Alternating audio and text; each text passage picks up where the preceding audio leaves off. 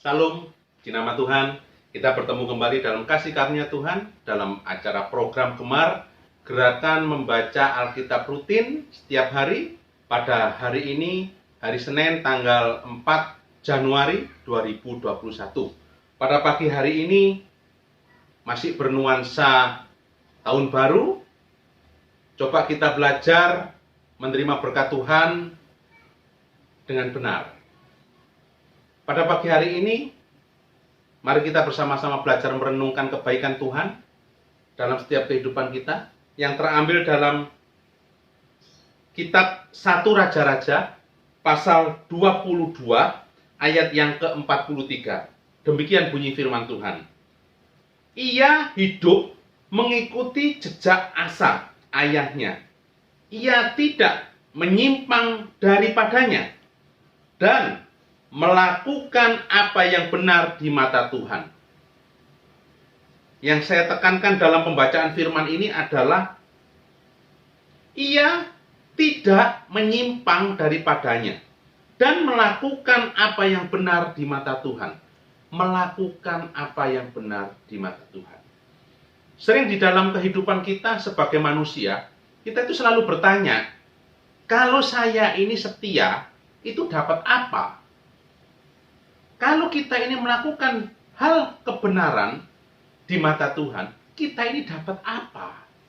Kalau kita ini rajin ke gereja, kita ini dapat apa? Karena selama dalam kehidupan kita ini selalu terbiasa, kalau saya kerja saya pasti dapat uang. Kalau saya olahraga pasti saya dapat sehat. Itu yang sering terjadi. Tetapi pada pagi hari ini, sesuai dengan pembacaan firman ini, melakukan hal yang benar di mata Tuhan. Dapat apa perbuatan kita yang benar di mata Tuhan itu? Yang jelas, di dalam Tuhan Yesus, hidup dalam suatu kebenaran, kita pasti beroleh bagian di dalam kerajaan surga. Karena jelas, di dalam Roma pasal 14 ayat 12. Demikian setiap orang di antara kita akan memberikan pertanggungjawaban tentang dirinya sendiri kepada Allah. Artinya apa?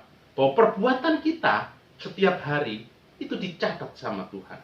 Dan akan kita pertanggungjawabkan pada saatnya nanti, pada waktu penghakiman. Kita hidup ada dua pilihan. Kita hidup benar di mata Tuhan, atau kita hidup jahat di mata Tuhan. Sebetulnya ada 3 kunci supaya kita dapat bagian dalam kerajaan surga.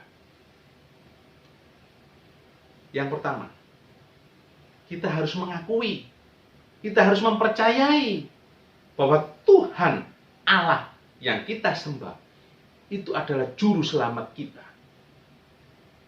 Karena jelas di dalam Yohanes pasal 14 ayat yang ke-6, akulah jalan dan kebenaran dan hidup. Tidak ada seorang pun yang datang kepada Bapa kalau tidak melalui aku.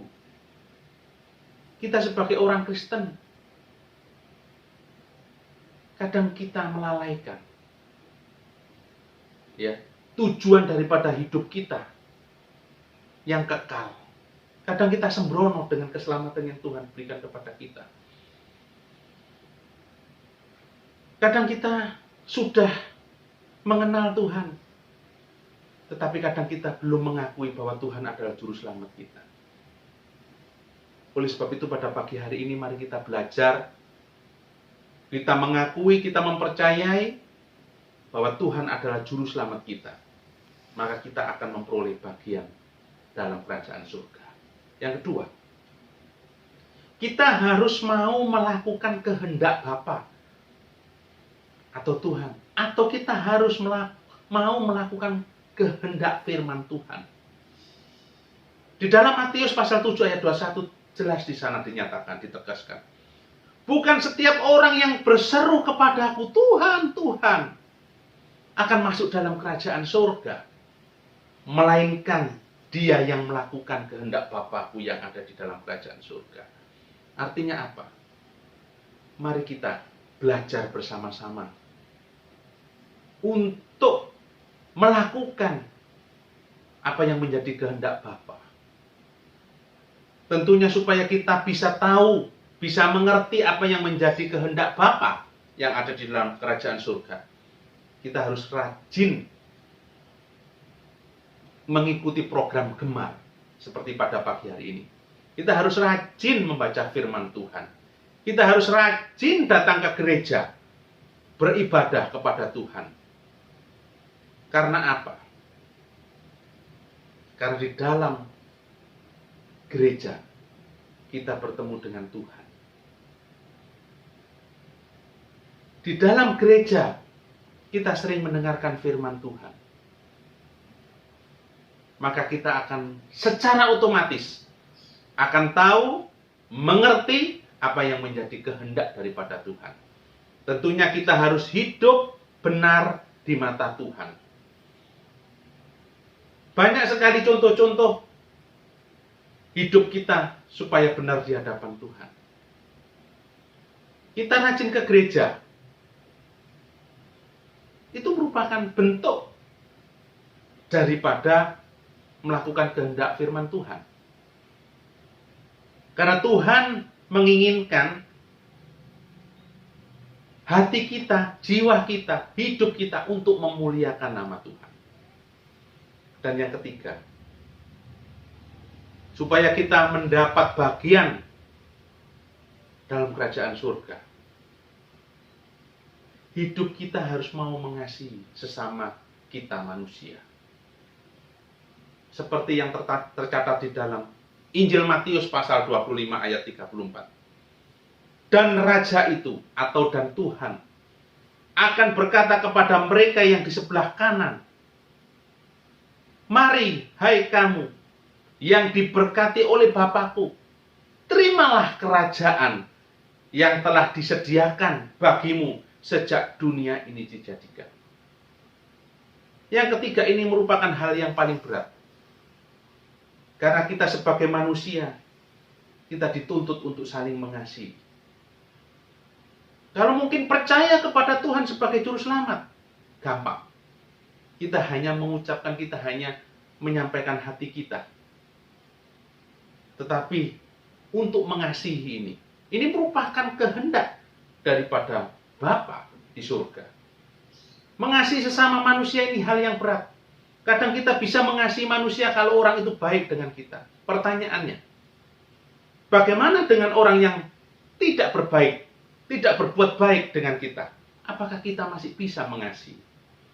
Apakah kita masih bisa memberikan berkat kepada mereka? Yang jelas, kita sebagai manusia masih terikat dalam suatu kedagingan. Kalau orang jahat, kita tidak mau baik sama mereka. Kita akan berbuat jahat juga. Kalau orang baik, kita pasti akan berbuat baik. Itu hal yang biasa. Tapi pada pagi hari ini mari kita belajar menjadi orang yang luar biasa. Orang yang melakukan kebenaran di mata Tuhan. Kita belajar mengasihi orang yang kurang berbaik, kurang berbuat baik kepada kita. Karena itu kehendak dan firman Tuhan. Mari kita belajar mengasihi kita dengan sepenuh hati. Karena kita mengasihi sesama manusia, itu juga artinya kita mengasihi dengan Tuhan. Seperti di dalam Matius pasal 25 ayat yang ke-35 dan seterusnya, di situ disebutkan, dijelaskan. Apa yang kamu lakukan sesamamu manusia, itu sama dengan engkau melakukan berbuat baik dengan saya, Tuhan Allah. Mari kita belajar pada pagi hari ini untuk melakukan apa yang benar di mata Tuhan.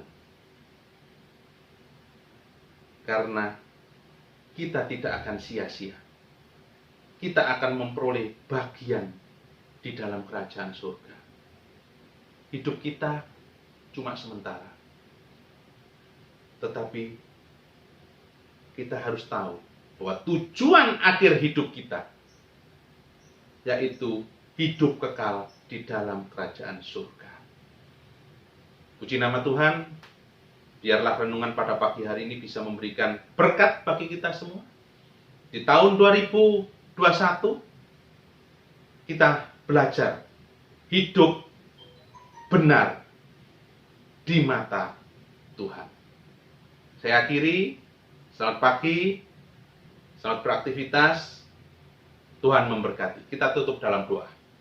Bapa kami yang ada di dalam kerajaan surga, kami bersyukur Tuhan kalau pada pagi yang indah ini, kami mengawali minggu hari ini